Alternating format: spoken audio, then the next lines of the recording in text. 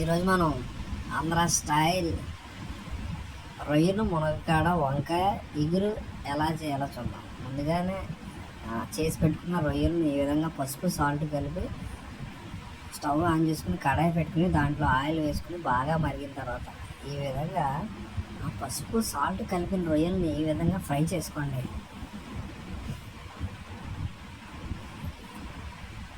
అలాగే అల్లం వెల్లుల్లి అల్లం వెల్లుల్లి పేస్ట్ చేసుకుని పెట్టుకోండి. ఉల్లిపాయలు కూడా మిక్సీలో ముద్దగా చేసుకోండి. ఆ తర్వాత కడాయి పెట్టుకుని ఆయిల్ వేసుకుని మిక్సీ చేసుకున్న ఉల్లిపాయ పేస్ట్ని దీంట్లో వేసుకోండి, ఆనియన్ పేస్ట్. అలాగే టొమాటో మిరపకాయలు పేస్ట్ కూడా చేసుకొని రెడీగా పక్కన పెట్టుకోండి. ఈ విధంగా ఆనియన్ పేస్ట్ మగ్గిన తర్వాత కొంచెం కరివేపాకు యాడ్ చేసుకున్న తర్వాత దీంట్లో ఆ టమాటో మిరపకాయ పేస్ట్ని కూడా మనం వేసుకుని బాగా కలుపుకుందాం. ఈ విధంగా మంచి టేస్ట్ వచ్చింది. ఈ విధంగా చేసుకుంటే మంచి గ్రేవీ కూడా వచ్చింది, తినడానికి చాలా బాగుంటుంది. అలా బాగా కలుపుకుందాం మనం. తర్వాత ఆల్రెడీ కోసి పెట్టుకున్న వంకాయ ముక్కల్ని దీనికి యాడ్ చేసుకుందాం.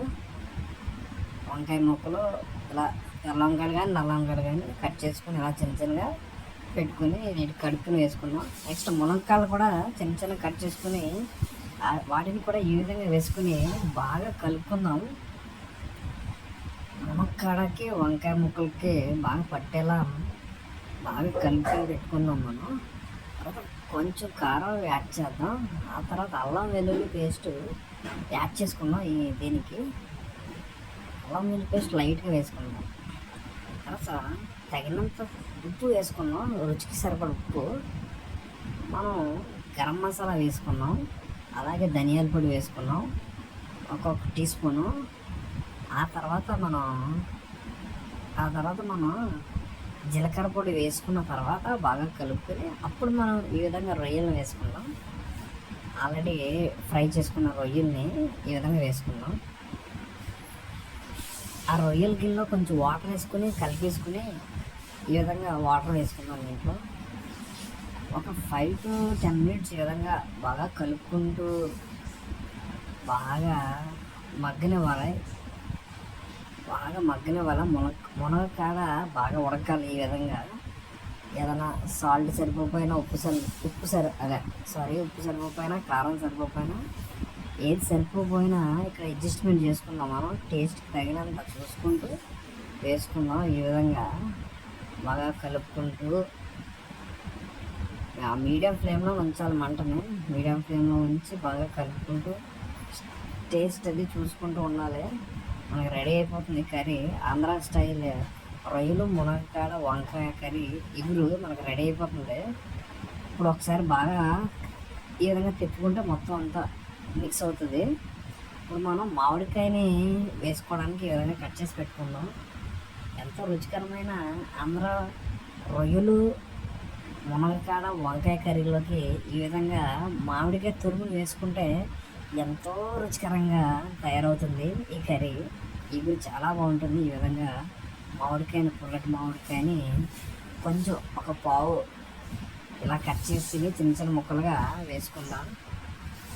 ఆల్మోస్ట్ కర్రీ అయిపోతుంది, లాస్ట్కి వచ్చింది. ఇంకా ఎవరు కంగారు పడద్దు, అయిపోతుంది కర్రీ. చూడండి ఎంత టేస్టీగా ఉందో. అబ్బా వావ్. ఇప్పుడు మనం కొత్తిమీర వేసుకుంటే ఈ యొక్క రుచి మరింత పెరుగుతుంది. ఆంధ్ర రొయ్యలు మునక్కాడ వంకాయ ఎగురికి కొత్తిమీర వేసుకుంటే లాస్ట్లో రుచి ఇంకా పెరుగుతుంది. అయిపోయినట్టే, ఆల్మోస్ట్ మనకు ఎగురు అయిపోయింది. ఇలాగ 5 minutes మగ్గబెట్టుకుని దించేసుకుందాం. మనం దించేసుకున్న తర్వాత మనం ఇప్పుడు తినేయవచ్చు. వేడిగా ప్లేట్లో అన్నం పెట్టుకుందాం.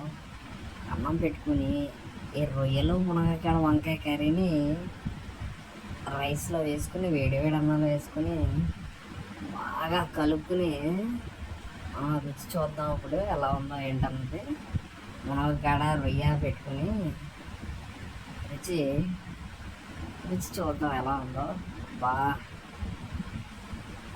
వావ్ టేస్టీ రొయ్యల ఇగురు